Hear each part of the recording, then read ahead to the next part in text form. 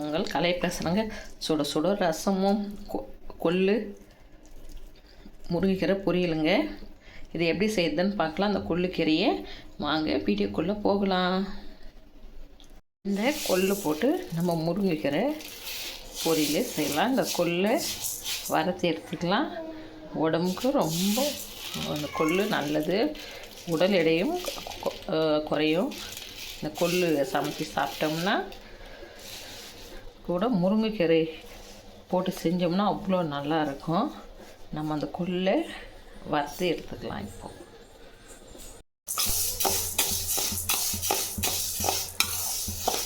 வாரத்துக்கு ஒரு நாள் நம்ம கொள்ளு கீரை பொரியல், கொள்ளு கஞ்சி இதெல்லாம் வறுத்து பொடி இதை உடச்சி எடுத்துக்கணும். உடச்சி எடுத்து இப்போ நான் 4 கிலோ கொள்ளு போட்டுருக்குறேன்னா இது 2 வேளை வச்சுக்கலாம். ஒரு நாளைக்கு முருங்கைக்கீரை பொரியல், ஒரு நாளைக்கு கொள்ளு கஞ்சி. வாரத்தில் 2 நாளைக்கு கொள்ளு நம்ம சேர்த்துனா நம்ம உடம்புக்கு ரொம்ப நல்லது. இது கொள்ளு இந்த அளவுக்கு வறுத்துக்கணும்னா போதும். இப்போ நம்ம இது வேறு ஒரு பாத்திரத்துக்கு மாற்றிக்கலாம். இந்த மத்து வச்சு இதை நம்ம கடைஞ்சிக்கலாம்.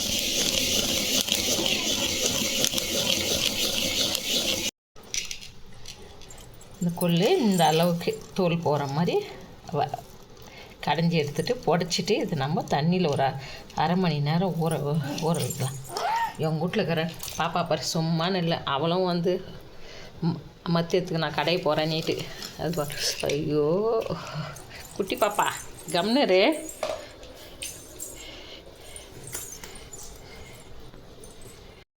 கொள்ளு இந்த மாதிரி கடைஞ்சி தோல் புடச்சி எடுத்துகிட்டு ஊற வச்சு கழுவி எடுத்துட்டுக்கிறோம். இது கொஞ்சம் நேரம் இன்னும் ஊறட்டும். குக்கரில் போட்டோன்னா 1 டம்ளர் தண்ணி ஊற்றிக்கணும். இதை 2 விசில் வச்சு நம்ம எடுத்துக்கலாம். கொள்ளு இந்த மாதிரி வேக வச்சுக்கலாம். வேக வச்சு தண்ணி எடுத்துடணும். இப்போ நம்ம இதை வச்சு கடாய் வச்சுட்டோம். 1 டம்ளர் தண்ணி ஊற்றிட்டோம். இது நல்லா கொதிக்கிட்டோம். உப்பு போட்டுக்கலாம். அதிலே கீரை,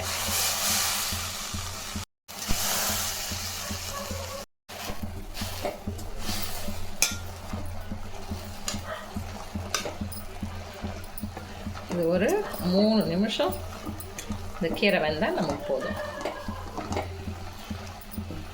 நம்ம அடுப்பை வச்சு பற்ற வச்சுட்டோம். எண்ணெய் கொஞ்சம் ஊற்றிக்கலாம். கீரை கொஞ்ச நேரம் நல்லா வேகட்டும்.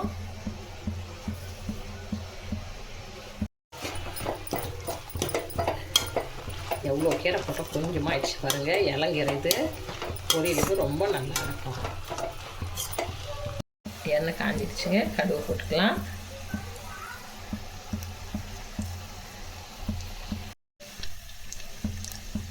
கடுகு நல்லா பொரிஞ்சிடுச்சு. இப்போ காஞ்ச மிளகாய் 2 போட்டுக்கலாம். அது கூடவே ஒரு கைப்பிடி நிறைய வெங்காயம், வெங்காயம் போடுங்க. உடம்புக்கு ரொம்ப நல்லது.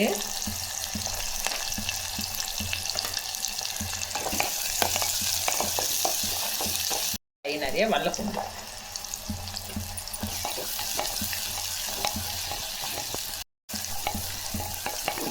நல்லா வதக்கிடலாம்.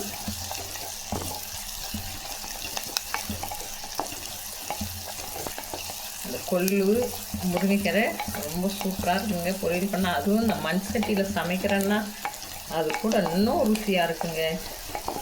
மண் சட்டியில் சமைச்சு உடம்புக்கும் ரொம்ப நல்லதுங்க.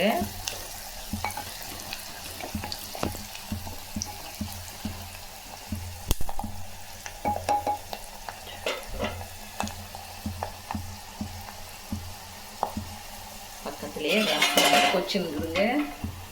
நம்ம அந்த கொள்ளுல தண்ணி எடுத்து வச்சுருக்குறோம். அதே இந்த ரசத்தில் நம்ம சேர்த்துக்கலாம்.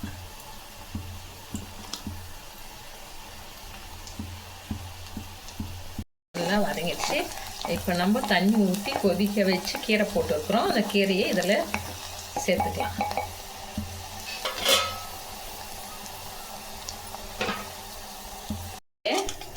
எடுத்து நம்ம வெங்காயம் பூண்டு மிளகாயெல்லாம் வதக்கி வச்சுக்கிறோம். அதெல்லாம் நம்ம சேர்த்துக்கலாம் அந்த கீரையை.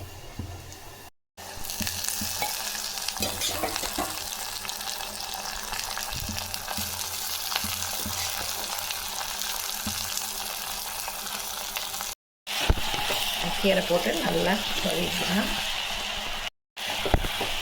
இப்போ தீயை கொஞ்சம் கம்மி பண்ணிக்கலாம். நம்ம கீரை போட்டு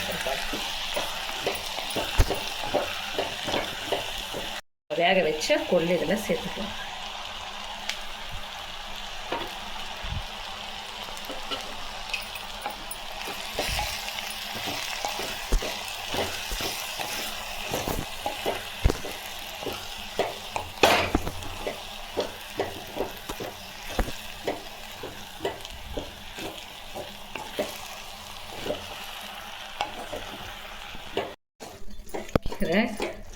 வெங்காயம் பூண்டு நல்லா வதங்கிடுச்சு. கொள்ளு எல்லாம் போட்டால் இவ்வளோ நல்லா கீரை பாருங்கள் கலர் மாறாது. இது போல் வேக வச்சு கீரை தாளிக்கும் போது எடுத்து போடுங்க. அந்த வேக வைக்கிற கீரையில் தண்ணி இருந்தால் கூட ஒன்றும் வேஸ்ட் ஆகாதுங்க. நீங்கள் ரசத்தில் எடுத்து ஊற்றிடலாம். இந்த கொள்ளு வேக வச்ச தண்ணி வேஸ்ட் ஆகாது நமக்கு. நம்ம பக்கத்துலேயே கொள்ளு ரசம் வச்சிட்டோம். எதுவுமே அந்த கொள்ளு வேக வைக்கிற தண்ணி கீரை வேக வைக்கிற தண்ணி எல்லாம் ரசத்துக்கு ஊற்றிக்கலாம். உடம்புக்கு ரொம்ப நல்லது அது போல் சாப்பிட்டோம்னா.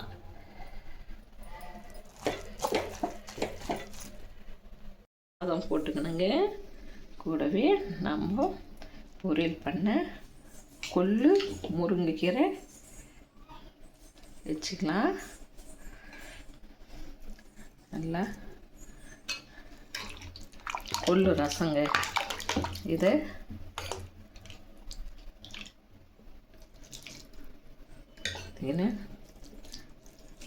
இந்த கொள்ளுக்கீரையும் இந்த ரசத்துக்கு வச்சு சாப்பிட்டோம்னா அவ்வளோ நல்லா இருக்குங்க. ரொம்ப நல்லாயிருக்கும். ஈரம் பண்ணின்னு இருக்கிறவங்க கண்டிப்பாக இது போல் செஞ்சு சாப்பிட்டு பாருங்கள். அவ்வளோ நல்லாயிருக்கும். கொள்ளு உடம்புக்கு நல்லது, முருங்கைக்கீரையும் உடம்புக்கு நல்லது. கொள்ளு வேஸ்ட் தண்ணி வேஸ்ட் பண்ணாத. நம்ம ரசத்துக்கு பருப்பு தண்ணி ஊற்றுறோம்ல அதுபோல் இதுக்கு அந்த கொள்ளு தண்ணி ஊற்றி இந்த ரசம் ஊற்றின்னு சாப்பிட்டு பாருங்கள். அவ்வளோ நல்லாயிருக்கும். டம்ளரில் எல்லாம் கேட்டு வாங்கி குடிப்பாங்க இந்த ரசத்தை. நம்ம அடுத்த வீடியோவில் சந்திக்கலாங்க.